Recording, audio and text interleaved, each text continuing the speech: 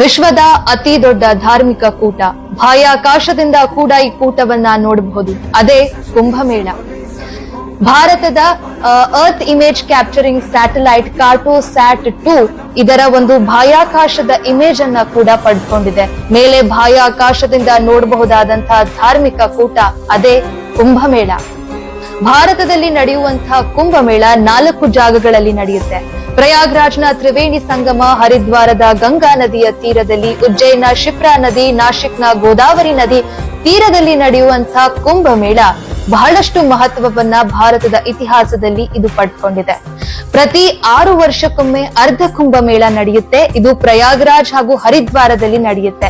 ಇನ್ನು ಪೂರ್ಣ ಕುಂಭಮೇಳ 12 ವರ್ಷಕ್ಕೊಮ್ಮೆ ನಡೆಯುತ್ತೆ. ಈ 4 ಜಾಗಗಳಲ್ಲಿ ನಡೆಯುತ್ತೆ. ಇನ್ನು ಮಹಾ ಕುಂಭಮೇಳ 144 ವರ್ಷಕ್ಕೊಮ್ಮೆ, ಅಂದ್ರೆ 12 ಪೂರ್ಣ ಕುಂಭಮೇಳಗಳ ನಂತರ 144ನೇ ವರ್ಷಕ್ಕೆ ನಡೆಯೋದು ಮಹಾ ಕುಂಭಮೇಳ. ಈ ಕುಂಭಮೇಳದ ಜಾಗ ಡಿಸೈಡ್ ಆಗೋದು ಗುರುಗ್ರಹ, ಸೂರ್ಯಗ್ರಹ ಮತ್ತು ಚಂದ್ರನ ಸ್ಥಿತಿಯ ಮೇಲೆ. ಇದು ಆಸ್ಟ್ರಾಲಜಿಕಲ್ ಡಿಸಿಷನ್ ಅನ್ನ ತಗೊಂಡು ಈ ಯಾವ ಜಾಗದಲ್ಲಿ ಈ ವರ್ಷದ ಕುಂಭಮೇಳ ನಡೆಯುತ್ತೆ ಅಂತ ಹಲವಾರು ಪಂಡಿತರು ಇದನ್ನ ತಿಳಿಸ್ತಾರೆ. ಮೇಲೆ ಬಾಹ್ಯಾಕಾಶದಿಂದ ನೋಡಬಹುದಾದಂತಹ ಧಾರ್ಮಿಕ ಕೂಟ ಅದೇ ಕುಂಭಮೇಳ.